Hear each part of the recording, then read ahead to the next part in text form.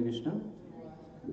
हम पढ़ रहे हैं श्रीमद् भगवद गीता यथारूप बाय कृष्ण कृपामूर्ति श्रीमती श्री भक्तिवेदांत स्वामी श्रील प्रभुपाद संस्थापकाचार्य अंतर्राष्ट्रीय कृष्ण भवनामृत संघ।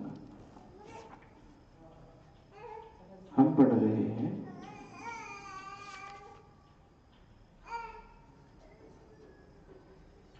चैप्टर नंबर 2 और श्लोक क्रमांक 32।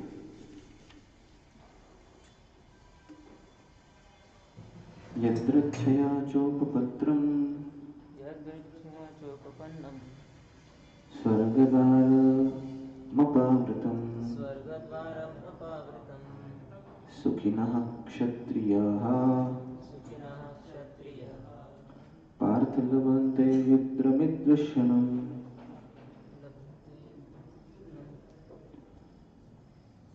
हे पार्थ, वे क्षत्रिय सुखी है जिन्हें ऐसे युद्ध के अवसर अपने आप प्राप्त होते हैं जिससे उनके लिए स्वर्ग लोक के द्वार खुल जाते हैं। तात्पर्य: विश्व के परम गुरु भगवान कृष्ण अर्जुन की इस प्रवृत्ति की भर्त्सना करते हैं कि जब वह कहता है कि उसे इस युद्ध में कुछ भी तो लाभ नहीं दिख रहा है, इससे नरक में शाश्वत वास करना होगा। अर्जुन द्वारा ऐसे वक्तव्य केवल अज्ञान जन्य थे। वह अपने स्वधर्म के आचरण में अहिंसक बनना चाह रहा था, किंतु एक क्षत्रिय के लिए युद्ध भूमि में स्थित होकर इस प्रकार अहिंसक बनना मूर्खों का दर्शन है। पराशर स्मृति में व्यासदेव के पिता पराशर जी ने कहा, क्षत्रियो ही प्रजा रक्षन् शास्त्रपाणि प्रदंडयन् निर्जित्य प्रसैन्यादि क्षितिं धर्मेण पालयेत्। क्षत्रियों का धर्म है कि वह सभी क्लेशों से नागरिकों की रक्षा करें, इसलिए उसे शांति तथा व्यवस्था बनाए रखने के लिए हिंसा करनी पड़ती है। अतः उसे शत्रु राजाओं के सैनिकों को युद्ध करने से उसे दोनों तरह लाभ प्राप्त होगा। श्रील प्रभुपाद की जय। आज का जो हमारा श्लोक है वह बहुत विशेष है और आज के श्लोक में बहुत महत्वपूर्ण जो तथ्य है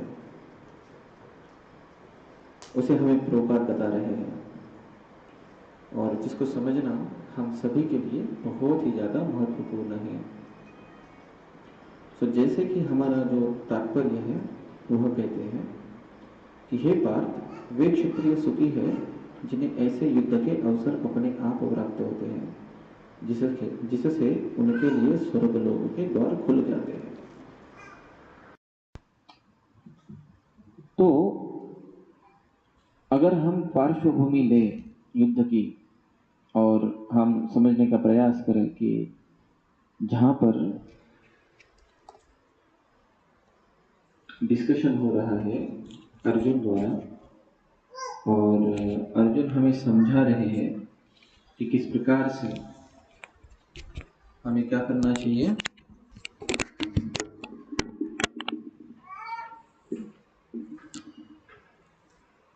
अर्जुन समझा रहे भगवान को क्यों युद्ध नहीं करना चाहिए। और अर्जुन कहते कि अगर मैं युद्ध करूंगा तो फिर मुझे जो अपने परिजन हैं उनकी हत्या करनी पड़ेगी, जो मुझसे श्रेष्ठ है, मेरे गुरु है, मेरे दादाजी है, उनकी हत्या करनी पड़ेगी। तो अगर श्रेष्ठ व्यक्ति खत्म हो जाएंगे तो फिर कुल में कौन मार्गदर्शन करेगा। तो और अगर समझो मिल भी जाए कुछ, ठीक है, तो मेरे सारे तो अगर युद्ध में सब मारे जाएंगे तो फिर इन सभी व्यक्तियों को, अगर ये सभी मेरी जो स्वजन हैं, अगर वो युद्ध में मारे जाएंगे तो फिर इनका क्या लाभ? अगर मुझे कुछ प्राप्त भी होता है तो इसका क्या लाभ, है ना? जैसे कि अगर कोई व्यक्ति है और उसके पास समझो 10 करोड़ आ गए, पर उसको माता नहीं है, पिता नहीं है, उसको पत्नी नहीं है ना, या फिर उसके बच्चे नहीं है, तो उसका वो करेगा क्या, है ना? तो इसलिए अर्जुन कहते हैं कि इन स्वजनों से मारने से अच्छा है कि मैं क्या करता हूँ, नरक में रहता हूँ या फिर वनवास लेता हूँ, ऐसा अर्जुन का कहना था। पर यहाँ पे हमारे जो भगवान है वह अर्जुन को समझा रहे हैं कि देखो हे अर्जुन, ऐसे युद्ध के जो अवसर होते हैं तो क्यों हिंसा करना, ताकि कुछ जो गलत तत्व है समाज के तो उनको दंडित करना अनिवार्य होता है, और अगर समाज का कोई भाग उनको दंडित ना करे तो वह समाज में उपद्रव कर सकते हैं और समाज जो है वह अस्थिर बन सकता है। तो इसलिए समाज का जो एक वर्ग है जिन्हें क्षत्रिय कहा जाता है, यह उनका दायित्व रहता है कि समाज के ऐसे विघटित तत्वों को दंड दिया जाए, और पराशर मुनि जो है वह इसकी अनुमति भी देते हैं कि हम वहाँ पे हिंसा कर सकते हैं। अब अर्जुन जो है वहाँ क्षत्रिय के रूप में है, तो अर्जुन का जो स्वधर्म है वह स्वधर्म है कि क्षत्रियों के भांति जो गलत तत्व है, जो अधर्मी व्यक्ति है, उनका नाश करे हिंसा करके। तो एज अ क्षत्रिय करके उनका जो स्वधर्म है उससे उन्होंने मोह नहीं फेरना चाहिए, क्योंकि अगर वो अपना स्वधर्म का पालन नहीं करेगा तो क्या हो जाएगा, समाज में अस्थिरता निर्माण होगी, और अगर समाज में अस्थिरता निर्माण होगी तो समाज का कोई भी वर्ग स्थिरतापूर्वक कार्य नहीं कर सकेगा। इसलिए भगवान समझाते हैं कि अर्जुन को युद्ध में अधर्म का नाश करने के लिए हिंसा करने की आवश्यकता है। तो एक तरह से देखा जाए तो अगर कौरव और पांडव के बीच में अगर युद्ध हो रहा है और उसमें अगर कौरव की हत्या की जाती है या फिर उनका नाश किया जाता है जो अधर्म के साइड में है अर्जुन द्वारा, तो अर्जुन क्या करेगा, अर्जुन को राज्य मिलेगा पृथ्वी के ऊपर, और वो राजा बन के पृथ्वी के ऊपर सुख का आस्वादन लेगा। और अगर किसी कारणवश अर्जुन युद्ध में मारा जाता है तो युद्ध में क्षत्रिय धर्म का पालन करते हुए देह त्यागने से अर्जुन को स्वर्ग की प्राप्ति होगी। तो अर्जुन जो है स्वर्ग में सुख उपभोगेगा। तो यहाँ पे विन विन सिचुएशन है अर्जुन के लिए। मतलब अगर वो सक्सेस हो जाता है तो भी उसको सुख है, अगर वो मारा जाता है या फिर अनसक्सेसफुल हो जाता है तो भी सुख है। तो इसलिए कृष्ण भगवान कहते हैं अर्जुन को कि यहाँ पे आप अहिंसा को तत्वों को फॉलो मत करें। बहुत बार हम जब समाज में रहते हैं तो हमें कहा जाता है अहिंसा परमो धर्म। सभी धर्मों में अहिंसा जो है वो क्या है, परम धर्म है। लेकिन उसके बाद नेक्स्ट रहता है हिंसा धर्मो तथैव च। वो कोई नहीं बताता है कि अगर धर्म की रक्षा करनी है तो उसके लिए हिंसा करना गलत बात नहीं है। जो उपद्रवी लोग हैं, जो आतताई लोग हैं, अगर उनके प्रति अगर हम हिंसा करते हैं तो उससे हमें किसी भी प्रकार का पाप नहीं लगता, बल्कि पुण्य मिलता है और स्वर्ग की प्राप्ति होती है, स्वर्ग में स्थान मिलता है। तो यहाँ पे एक विशेष जो तत्व है वह हम लोगों को अपने जीवन में बहुत महत्वपूर्ण होना चाहिए, पालन करना, स्वधर्म का आचरण करना, है ना। अब प्रश्न यह उठता है कि स्वधर्म मतलब क्या होता है, ठीक है ना। क्योंकि यहाँ पे हमें यह चीज़ समझना बहुत ज़रूरी होता है कि किस प्रकार से हमने स्वधर्म का पालन करना है। अब उस प्रकार से देखी जाए तो वर्णाश्रम में 4 वर्ण होते हैं, ब्राह्मण, क्षत्रिय, वैश्य और शूद्र। अब की स्थिति जो है वह इस प्रकार से है कि जन्म से हम वर्ण को समझते हैं कि यह ब्राह्मण है, यह क्षत्रिय है, यह वैश्य है, यह शूद्र है। लेकिन वास्तव में जन्म से किसी भी प्रकार से हम यह देख नहीं सकते कि कोई व्यक्ति शूद्र या ब्राह्मण या वैश्य है। तो शास्त्र कहते हैं जन्म न जायते इति शूद्र, संसारात् भवेत् द्विज, वेद पठेत इति विप्र, ब्रह्मम जानाति इति ब्राह्मण। इसका मतलब यह होता है कि जो भी व्यक्ति शरीर धारण करता है, जिसका भी जन्म होता है, जन्म न जायते इति शूद्र, वह वास्तव में व्यक्ति शूद्र होता है। शूद्र माने ऐसा व्यक्ति जो अपने अधिकारी व्यक्ति है उसके प्रति लॉयल है और किसी के ऊपर निर्भर है, उसको शूद्र कहा जाता है ना। वेद पठेत इति विप्र, है ना। संस्कारात् भवेत् द्विज। अब संस्कार से द्विज बनता है व्यक्ति। जैसे कि हम जैसे जन्म लेते हैं तो अलग अलग संस्कार किए जाते हैं हमारे शरीर के ऊपर, जैसे नामकरण संस्कार, है ना, अन्नप्राशन संस्कार, उपनयन संस्कार, या फिर विवाह एक संस्कार होता है, एक विवाह संस्कार कहा जाता है, शादी होती है ना, है ना। या फिर जब शरीर को त्याग दिया जाता है तो अंतिम संस्कार किया जाता है। तो ऐसे अलग अलग संस्कार किए जाते हैं, तो उसमें संस्कारात् भवेत् द्विज। तो जब उपनयन संस्कार होता है तो उसका द्विज बनता है, उनका फिर एक बार उनका जन्म होता है ना। वेद पठेत इति विप्र, और जब कोई व्यक्ति वेदों का पठन करता है तो उसे विप्र कहा जाता है, ठीक है। यानी उन्हें इंटेलिजेंट व्यक्ति कहा जाता है या जानकार व्यक्ति कहा जाता है ना। और ब्रह्मम जानाति इति ब्राह्मण, जो व्यक्ति ब्रह्म को जानता है, जो व्यक्ति परब्रह्म को जानता है और जो व्यक्ति आत्मा के स्तर पे समझ के कार्य करने का प्रयास करता है, उस व्यक्ति को ब्राह्मण कह सकते हैं। तो अभी के स्थिति में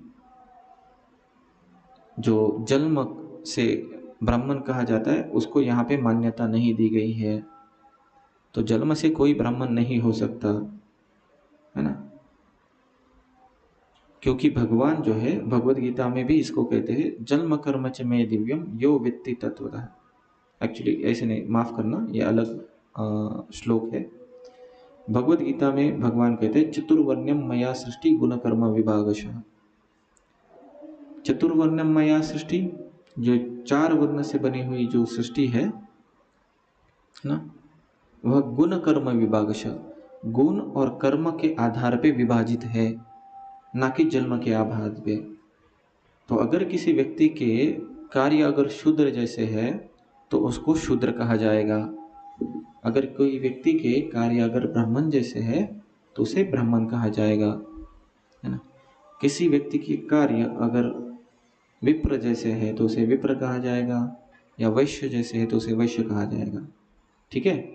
तो गुण और कर्मों से हम कार्यों की संरचना करते हैं या फिर वर्ण का विभाजन होता है, ना कि जन्म से।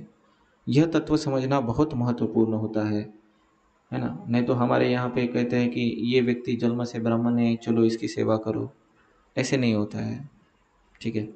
या फिर ये व्यक्ति जन्म से शूद्र है, इसको दूर रखो, ऐसे भी नहीं होना चाहिए।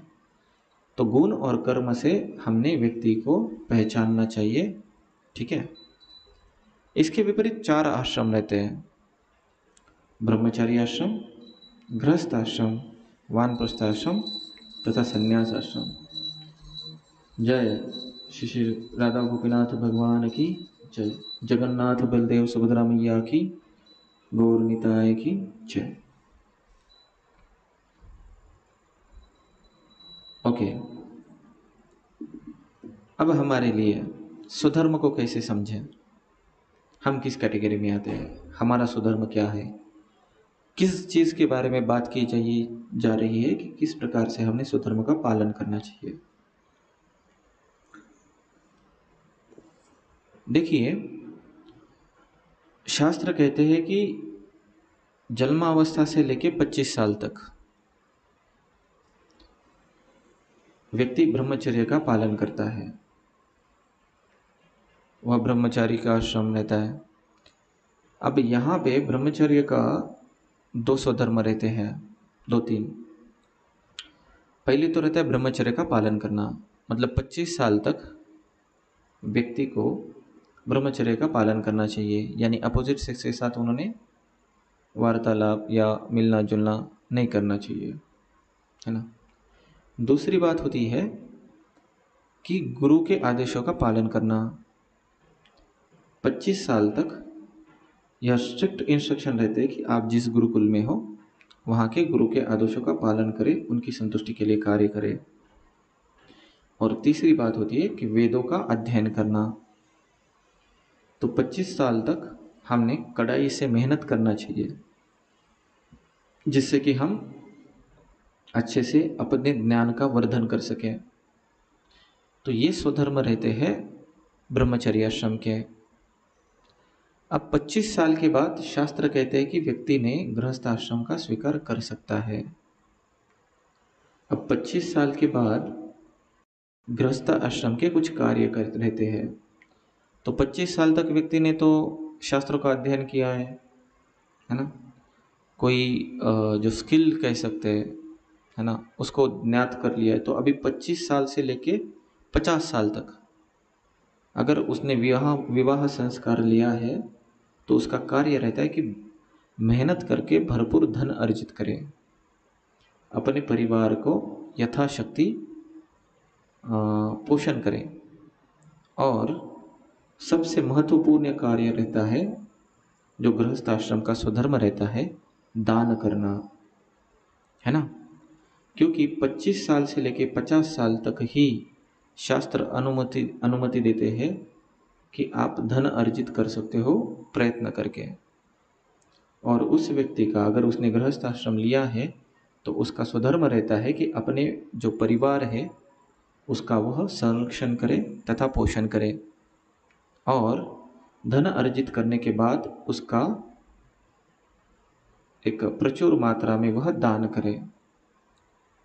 क्योंकि ब्रह्मचारी जो व्यक्ति रहते हैं वह आश्रित रहते हैं गृहस्थ आश्रम के ऊपर, है ना। 25 साल तक व्यक्ति जो रहता है वह अपने माता पिता के ऊपर आश्रित रहता है। 50 साल के बाद वानप्रस्थ लेने के बाद भी वानप्रस्थ जो व्यक्ति रहते हैं वह भी गृहस्थ आश्रम के ऊपर ही आश्रित रहते हैं। और जो सन्यासी रहते हैं वह भी उनकी दिनचर्या गृहस्थ आश्रम के ऊपर ही निर्भर रहती है। तो इसलिए समाज व्यवस्था में गृहस्थ आश्रम का जो दायित्व होता है वह बहुत ही बड़ा होता है, क्योंकि उनके ऊपर रिस्पॉन्सिबिलिटी रहती है ना, कि वह तीनों आश्रम का मेंटेन करें। इसलिए उनको बहुत सारा धन जो होता है वो दान करना होता है। फिर 50 साल के बाद व्यक्ति को अपने संसार से थोड़ा सा धीरे धीरे अलिप्त होने का प्रयास करना चाहिए। जैसे ही 50 साल तक आपने बहुत कष्ट करके धन अर्जित किया है, दान दिया है, तो 50 साल के बाद शरीर की क्षमता नहीं रहती, और उस व्यक्ति का जो बेटा है वह भी 20-25 साल का हो चुका होता है, तो वह धन अर्जित करने के लिए सक्षम हो जाता है। तो घर के जो सारे जो रिस्पॉन्सिबिलिटीज़ रहती है, जो जवाबदारी रहती है, वह अपने पुत्र तथा क्या कह सकते हैं, सुन को क्या कहेंगे, है ना, पुत्र की जो बीवी रहती है उन दोनों के हाथ में देके व्यक्ति ने प्रयास करना चाहिए कि घर से धीरे धीरे कैसे डिटैचमेंट ले, क्योंकि 25 साल से लेकर 50 साल तक उसने जो मेहनत किया होता है अपने घर के लिए, तो इसलिए उसके काफ़ी कठिन हो जाता है उस व्यक्ति के लिए घर को छोड़ना, सुख और समृद्ध जो साधन रहते हैं उससे दूर हो पाना। तो इसलिए शास्त्र कहते हैं 25 साल से लेके 50 साल से लेके 75 साल तक आपने प्रयास करना चाहिए कि धीरे धीरे धीरे हमारा जो मन है वह संसार से निकाल के कृष्ण की सेवा में लगाए। और फिर 75 साल के बाद व्यक्ति को संन्यास लेने की संस्तुति दी गई है, ताकि अपने जीवन में उसने जो ज्ञान अर्जित किया है 25 साल तक, फिर उसने अनुभव जो लिया है 50 साल तक, और फिर जो विरक्ति प्राप्त की है 75 साल तक, तो इन तीनों मतलब 75 ईयर का जो अनुभव है, 75 साल का जो अनुभव है, उसको वह समाज में वितरित कर सके। तो सन्यासी बनने के बाद अपना जो मन रहता है, जो शरीर रहता है तथा जो वाचा रहती है, वह कृष्ण को समर्पित करने के लिए उसको संस्तुति की जाती है। और उन्होंने पूरे भारत में जगह जगह भ्रमण करके या फिर पूरे विश्व में जगह जगह भ्रमण करके कृष्ण भावना का प्रचार करना चाहिए। तो ये होते हैं स्वधर्म, है ना। तो हम जिस भी स्थिति में है, हम जिस भी आश्रम में है, उस आश्रम का हमने कड़ाई से पालन करना चाहिए। अभी होता क्या है हमारे साथ, अर्जुन अब क्षत्रिय है और क्षत्रियों का काम होता है कि अधर्मी व्यक्ति को नष्ट करना, हिंसा करना। तो हमारे साथ भी सेम सिचुएशन होता है। हम जिस आश्रम में है ना, उस आश्रम का कार्य करने में हमको ना आलस आता है ना। और हमको क्या लगता है कि हमने क्या करना चाहिए, दूसरा कुछ करना चाहिए। जैसे कोई व्यक्ति जो रहता है ना 25 साल तक ब्रह्मचर्य आश्रम में, मतलब अभी उनका शादी नहीं हुआ है, तो अगर शास्त्र के हिसाब से देखें तो उनका स्वधर्म क्या होता है कि वह अध्ययन करे बहुत गंभीरता से। पर जो बच्चे रहते हैं, स्टूडेंट रहते हैं, उनको पढ़ाई में कोई इंटरेस्ट नहीं आता है ना। गुरु की आज्ञा का पालन करने में उनको कोई इंटरेस्ट नहीं आता है। उनको लगता है कि ये ज़िंदगी है जीने के लिए, है ना, यहाँ पे मज़ा करना चाहिए या फिर कुछ और करना चाहिए। एक्चुअली उसके लिए आश्रम बना है ना, लेकिन व्यक्तियों को इच्छा नहीं रहती, उनको लगता है कुछ और ही करें। जैसे कि अर्जुन को यहाँ पे जो उनका स्वधर्म है, क्षत्रिय धर्म का पालन है, वह करने की इच्छा नहीं। वो क्या बोलते हैं कि क्यों ना मैं जंगल में चले जाके भगवान का नाम लूँ, सन्यासी बनूँ, ऐसे कुछ तो बात करते हैं वो, है ना। तो हमको भी कभी कभी जब स्टूडेंट लाइफ में रहते हैं तो कुछ कुछ स्टूडेंट को लगता है कि क्यों ना अभी मैं जप माला लेके पूरा ज्वाइन हो जाऊँ टेम्पल करके, है ना। क्या रखा है इस संसार में, थोड़ी देर के लिए लगता है, ठीक है। फिर बाद में जैसे टेम्पल से बाहर निकले तो फिर लगता है अरे ये बाकी है, वो बाकी है, ये एंजॉय करना बाकी है, यहाँ पे घूमना बाकी है, वगैरह वगैरह, ये खाना बाकी है ना। तो कभी कभार हमारा जो कर्तव्य रहता है उससे हम, या फिर हमारा जो स्वधर्म रहता है उससे हम विमुख हो जाते हैं। या फिर अगर कोई व्यक्ति गृहस्थ आश्रम में चला जाता है 25 साल से लेकर 50 साल तक, तो जब वह कष्ट करता है अपने परिवार का पालन करने के लिए, तो उसके मन में आता है मैं क्या कर रहा हूँ, है ना। ये जीवन तो माया है, मेरे को इतना कष्ट करना पड़ रहा है धन अर्जित करने के लिए, इसको छोड़ दे, छोड़ो घर बार, चलो हरिद्वार, लाइक। तो ऐसा लगने लगता है बीच बीच में। कुछ अध्यात्म सुनते तो लगता है क्या ये संसार है, मेरे को अगर शादी से पहले पता चलता तो मैं शादी ही नहीं करता, है ना। जिनको शादी से पहले पता चलता है आध्यात्म के बारे में, वो क्या करते, बोलते हाँ ठीक है, सब ठीक है, चलो पहले शादी करते फिर बाद में देखेंगे। और जिनका शादी हो चुका है उनको लगता है ये मेरे को पहले क्यों नहीं पता चला, मैं शादी ही नहीं करता। तो एक्चुअली देखा जाए तो जब गृहस्थ आश्रम स्वीकार किया जाता है ना, तो कठोर परिश्रम करके धन अर्जित करने के उसको दान देने की संस्तुति की जाती है, क्योंकि दान देने से धन जो है वह शुद्ध हो जाता है जो हम अर्जित करते हैं।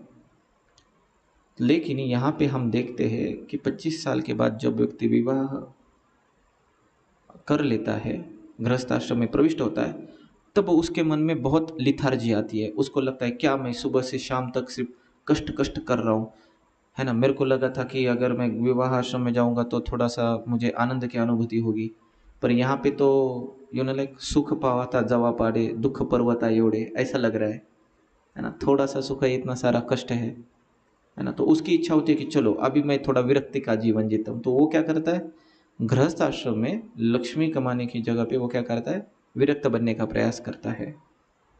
और जो व्यक्ति 50 साल हो चुके हैं, है ना, अब उनका जो समय है वह अपने बेटों के पास सब अधिकार देके अब उनका निकलने का समय, अब वहाँ पे वो ज़्यादा इन्वॉल्व होने लगते हैं।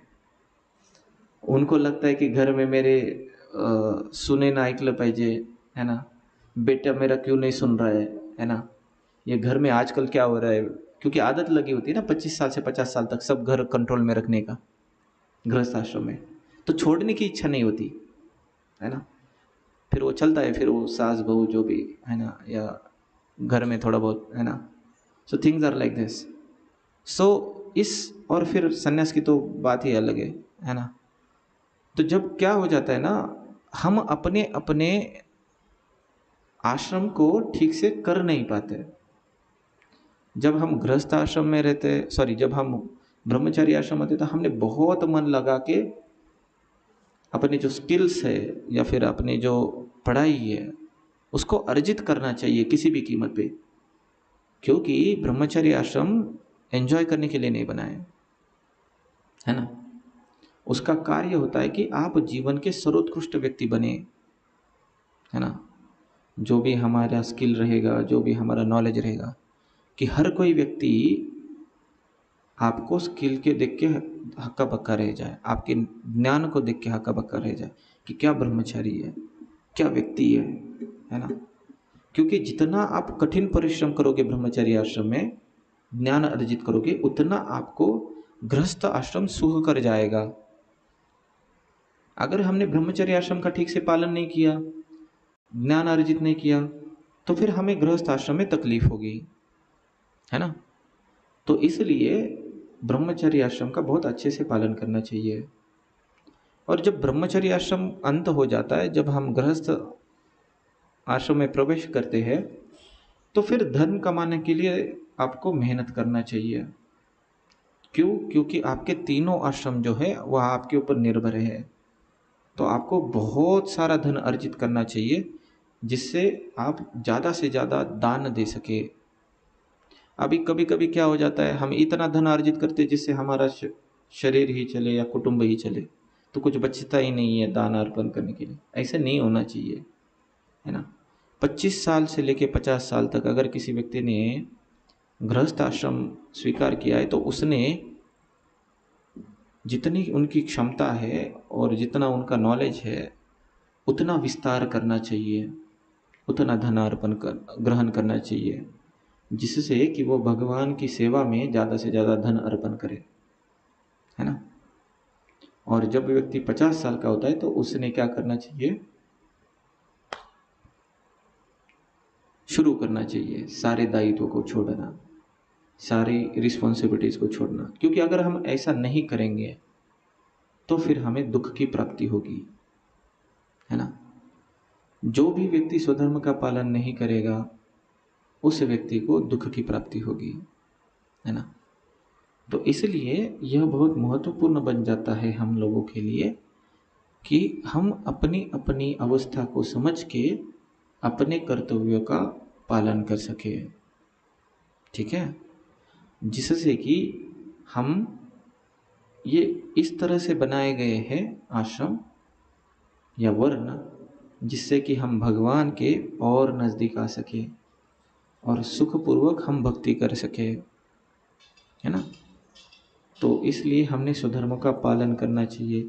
और जब हम स्वधर्म का पालन करते हैं तो हमें पुण्य भी प्राप्त होता है, जिससे कि हम जीवन के अंत के बाद स्वर्ग में वास कर सकते हैं। जैसे कि यहाँ पे प्रभुपाद जी कह रहे हैं, समझा रहे हैं कि जिस प्रकार अर्जुन जो है वह अगर हत्या करेगा या फिर उसकी हत्या हो जाएगी युद्ध में, वह मारा जाएगा, तो उसको, क्योंकि वह अपने स्वधर्म का पालन कर रहा था, तो इसलिए उसको स्वर्ग की प्राप्ति होगी। तो इसलिए व्यक्ति ने अपने स्वधर्म को समझ के उस प्रकार से कार्य करना चाहिए। ठीक है, तो इससे हमारी विन विन सिचुएशन रहेगी। क्योंकि अगर हम स्वधर्म का पालन करते हुए अगर सक्सेसफुल हो जाते हैं, तो हम भौतिक, जैसे यहाँ पे अर्जुन जो है वह अपने क्षत्रिय धर्म का पालन करते हुए अगर जीत जाता है, तो वह पृथ्वी का राज्य करेगा, सभी भौतिक संसाधनों के उपभोग करेगा, सुखों का उपभोग करेगा।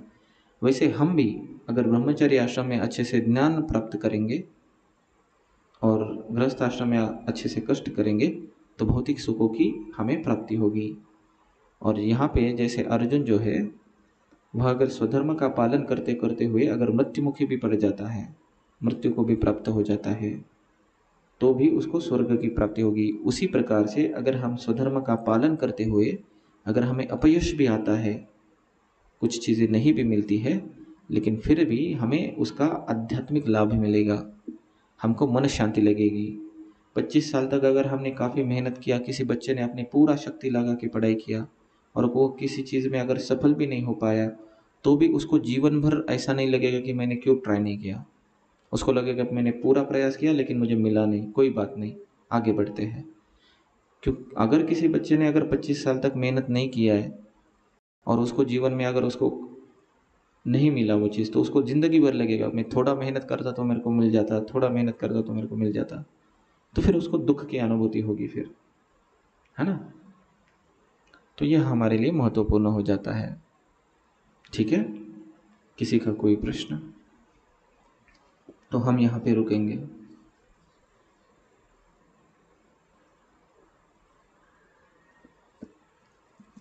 हरे कृष्ण। तो हम यहाँ पे रुकेंगे। हरे कृष्ण।